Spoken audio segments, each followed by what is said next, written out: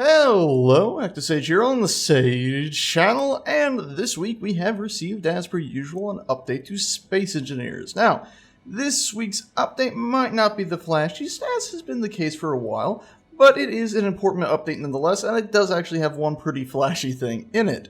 And I'm going to go over that flashy thing first. It's what I've been staring at for a second or three here. That would be the cockpits. Now, to be more exact, it is the good old small cockpit that you can find right here. Mind you, the large ship variant has not been updated as of yet. To demonstrate the original look, I have this large ship variant here, so you can see it was a decent model, a bit fuzzy at points from a lower resolution texture, and doesn't seem to use, well, too many normal apps or anything that really pops out at least.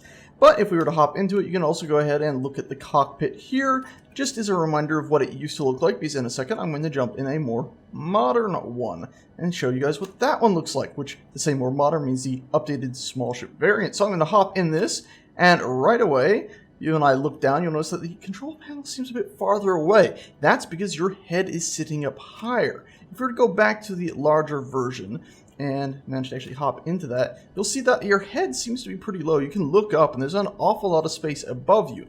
Now, I believe they didn't really scale this cockpit, at least the interior view when you're inside it, for a small ship or large ship. So this is pretty much the same as it was for the original small ship variant, where it felt like you were sitting pretty far down, where these things here were just around at your chin height, it feels. Whereas, of course, in the new one, when we hop in there once again, you'll see right down there, it's about at the bottom of your rib cage those vents are now. You can also see they're wider. You can also see we have more buttons, and you can tell a bit more thought has gone into setting this up. There's also a change to the way this functions, and the fact that if we were to hop in the old one again, go into spectator mode, and fly ourselves over and into it, you'll see we just see our character sitting here. Of course, if we go ahead and take control, the controls are still here. It was rendered on a different plane of sorts. This also seems to lead to some oddness when you would move your camera about, where it would feel like the cockpit itself was drifting or moving around. At least in some custom cockpits as well, you'd find that. But in this one, if we hop in that, you don't get as much of that.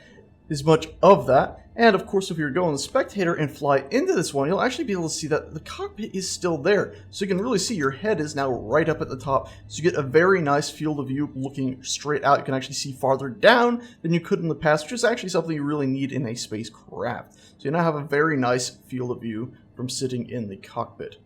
It's very nice. I'm very happy with this. You can, unfortunately, it looks like our hand models aren't really lining up correctly. Yeah, they're not really lining up correctly. I'm sure that'll get sorted in time.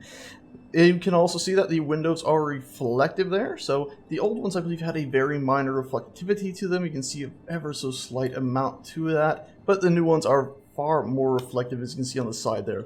You can see a little bit of a reflection, and of course at other angles we'll see different stuff. I've also turned around that way you can see one in the light. You can see that there's definitely normal map work going on here. Everything bumps out a bit. It looks a bit more cartoony than the old one. Not sure how I feel about that. It doesn't really look like it's got a proper metal texture on it, is what I'm getting at here, which is, well, it's unfortunate, let's say that, but overall, it is very nice, the amount of detail that's gone into it. Of course, you can go ahead and paint them as well, so if I go out and get anything out and I can switch to paint colors, you can see I can go ahead and paint these. With most DirectX 11 things, you can see they have a little bit of spittering in the paint, which does make it look a bit more like it's actually got some metal on it, because of course this isn't supposed to be bare metal, this is supposed to be painted metal no matter what.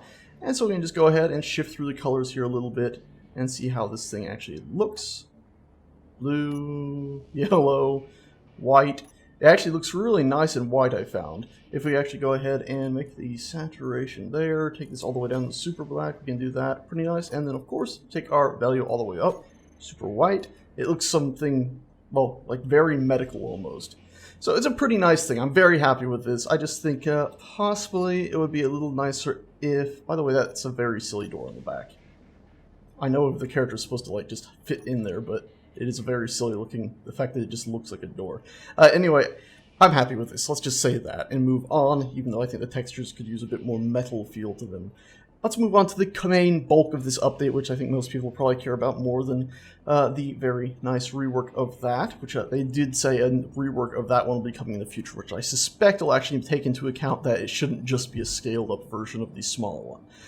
Main bulk of this update, though, is cargo. has changed. So with the last week's update, you found that cargo ships suddenly, well, they weren't exactly moving as speed as they were in the past. To demonstrate that, and the reason why that was, is I have these here, and one of them is full of cargo, one isn't. The one on the left is one full of cargo. So we can go ahead and launch this and basically do the same test we did last week and show that now if something is full of cargo, it actually takes a lot of force going. And what is happening here, if you didn't watch last week's update, is 10 seconds is how long each of these thrusters are going to be on for. And you see the one on the left only managed to get that far, whereas the one on the right managed to get much farther, because of course the one on the left has a bunch of cargo in it and the one on the right doesn't. Mass is now being taken into account when stuff is moved. This week they've tweaked the amount somewhat. So as you can see, this still happens here, but I should point out that now cargo containers can have a lot more in it. I'm in creative, so this is a bit wonky right now, but cargo containers can hold a lot more in them. But also, if I was to go ahead and restart, you'll see some changes. Before I do that, I'm just going to show a change here that I've done really quickly. I've added more cargo to this, so we now have 100k stone in here. So you can just see that this thing thrusting forward just barely moves, whereas an empty one can very easily move. They've also changed it so gyroscopes aren't really affected by the amount of mass within, I believe. So let's just double check to make sure that in their official video is actually correct. Once again, hopping in here and now spinning. Yes, you can spin very quickly even if you can't move quickly. Bit odd, but I guess it makes sense if the center of mass is at the center of the ship. Anyway, let's go ahead. We're going to exit this. And what we're going to do now is simply switch it over to a higher times amount. And what I mean there is we're going to go to advanced, and unfortunately we can't tweak these from here. We have to actually set it to survival, but inventory size, we're going to go ahead and set it to times 10. If you set it to times 3, the amount of mass is basically, well, 3 times less effective at slowing you down. It's like dividing the number by 3 in a way. So times 10 is going to slow it down even more. Now that we got that set, we're going to go back to creative. That way I can still poke around at stuff. And let's go ahead and load this up once again. And I've edited out the load times. Let's go ahead and do those tests that I just did a second ago once again. Remember, this is with it set to times 10. So now you'll see a big difference here. Is basically the amount of mass in those cargo containers is the equivalent of being divided by 10. So it's 10 times less, it's going to slow the ship down 10 times less than it would have otherwise. It'll still slow it down, mind you, because it's still taking that mass into account, but as you can see, it's much closer to, well, just something that's empty, because of course we can store far more in the cargo container. It's basically percentage based. It's great. It's fantastic. They've also did a few little tweaks with jump drives and stuff, so if we were to hop in here in our jumping ship and just set this really quickly to, there we go, be set to a very short distance, so we can go ahead and press our number 3 button to lower our jump distance and attempt to jump now. Yeah, it's going to try to jump us 474 kilometers. Actually, let's turn it down even farther, shall we?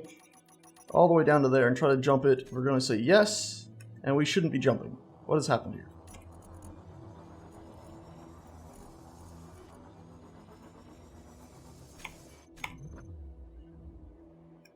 Ships are supposed to have a minimal jumping distance. I was under the impression that anything under 4,000 or anything under 5,000 wouldn't be jumpable, but it appears to have jumped us.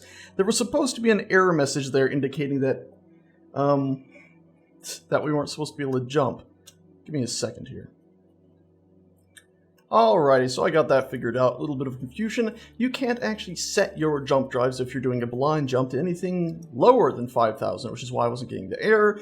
But if I have them set to jump to that origin coordinate right in front of us and I attempt to jump it now, it's going to tell us that, hey, it's a bit too close. You need to have a higher distance to be able to jump to that point. Something else they've also changed today is collision damage. Well, not necessarily collision damage, but collision particle effect. In the past, when you would crash a ship into an asteroid, you'd usually get an assortment of sparks and other little spitter-spatters. Well, they've gone ahead and changed that now, so that when you crash into an asteroid, you'll get a different type of damage effect. So we're just going to go ahead and do that now and have some fun crashing. You'll notice well, you'll see it in a second here. Let's hide our UI, and luckily our cockpit's at the back. And impact.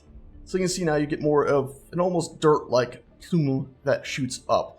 Not exactly ideal. I hope they change this in the future so it'll be dependent on the type of structure you hit. So with these rocks, maybe you'd get a bit of a gray something shooting up, whereas maybe different types of rocks that hopefully they'll add with planets, like maybe yellow rocks and different types of marble maybe, you would get a different type of particle effect. Let's just go ahead and grab my little skipper ship and toss a few of those in there just so you can see the effect a little tiny bit more. And let's actually go ahead and disable the inertial dampers on this too. That way what I can actually do is throw it.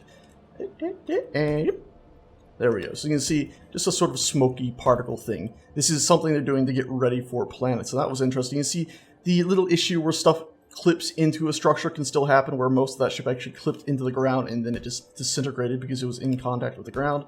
But you can see a few new particle effects. I think the black smoke was there before, but now you get the brown as well. It's pretty interesting, and it's nice to just have some fun blowing crap up every now and again, isn't it?